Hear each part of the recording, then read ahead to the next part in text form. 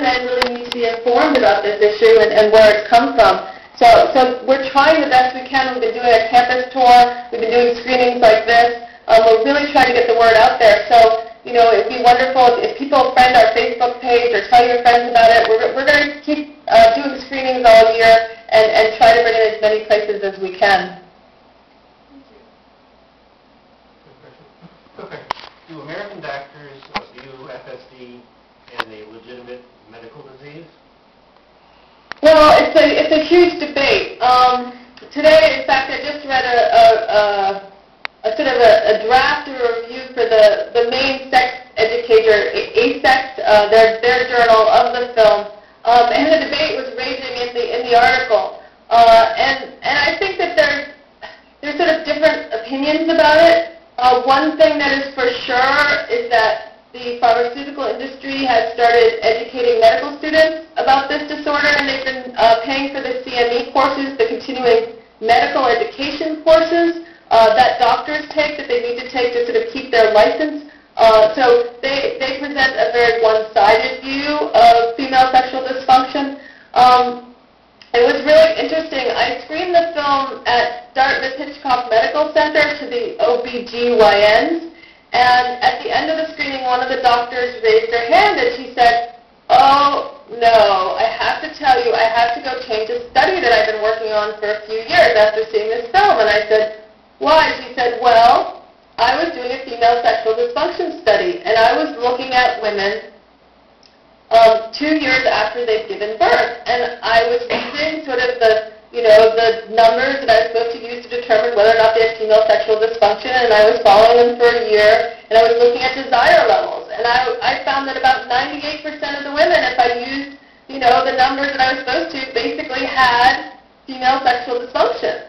She said, "I couldn't say that basically all women, 2 years, 3 years after they've given birth have hypoactive sexual desire disorder, but now I understand where it came from." And she's like, "And of course, and this is what I was wrestling with, it makes sense if you're chasing around a 2-year-old that you're not going to have the energy to have sex as much and the desire for it."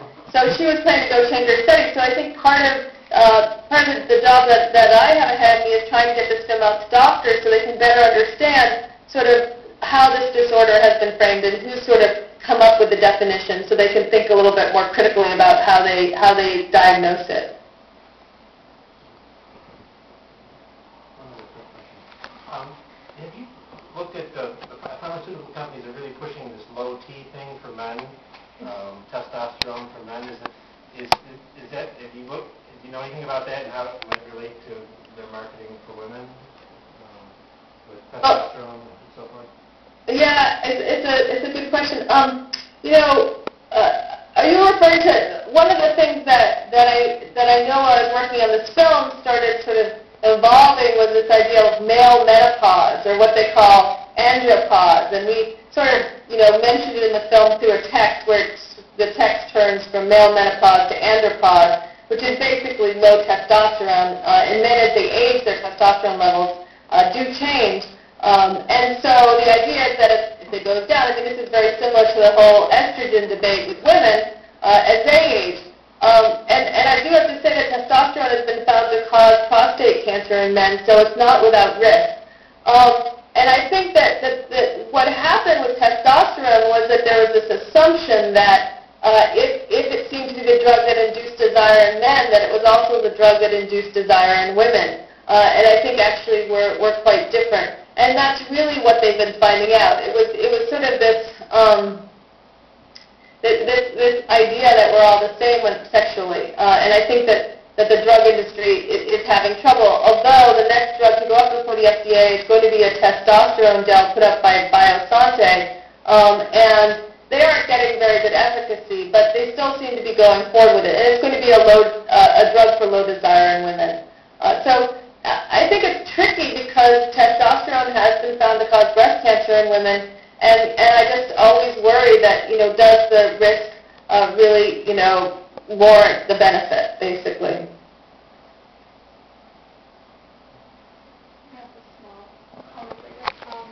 I really appreciate how you cite in the hysteria and also how women have, these days more and more, taking care of full-time jobs and full-time Yeah. really appreciate it. Thank you very much.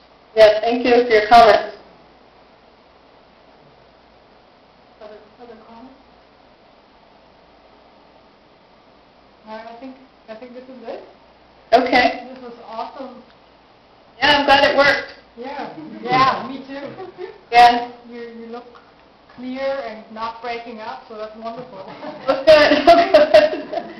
Well, thanks so much for having me, and I wish I could have met everyone in person, but it's good to speak with you and hear your questions. Thank you. There were some really good ones there. Thank you. Thank you. Yeah. Thank you. Thanks for having me. Bye.